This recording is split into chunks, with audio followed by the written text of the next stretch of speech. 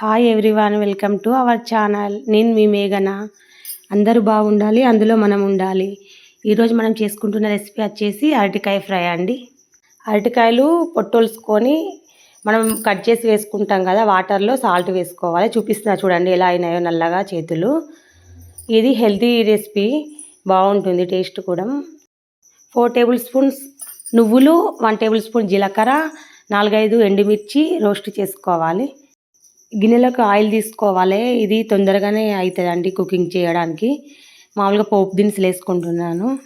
మనం వాటర్లో వేసుకున్నాం కదా, ఆ ముక్కల్ని తీసి వేసుకోవాలి. వాటర్ లేకుండా తొందరగా ఫ్రై అవుతుంది. కొద్దిగా మగ్గిన తర్వాత పసుపు యాడ్ చేసుకుంటాము. మనం వేయించి పెట్టుకున్న నువ్వులు, ఎండుమిర్చిని దంచుకుంటాం కదా, అప్పుడే 4-5 వెల్లుల్లి రెబ్బల్ని యాడ్ చేసుకోవాలి. దీనికి ఎక్కువ ఇంగ్రీడియంట్స్ పట్టవండి, ఆనియన్ అట్లా. మనం దంచి పెట్టుకున్న పేస్టుని ఈ విధంగా చూపిస్తున్నా చూడండి, ఆ విధంగా మగ్గిన తర్వాత వేయండి. ఇది కొంచెం పొడి పొడిగానే దంచుకోవాలి, మామూలుగా మెత్తని పేస్ట్ లాగా కాదండి. ఇది ఒక 10 నిమిషాల్లో అయిపోతుందండి వంట. కొంచెం ధనియా పొడి వేసుకొని మగ్గనిచ్చుకోవాలి, ఒక 2 మినిట్స్ అట్లా.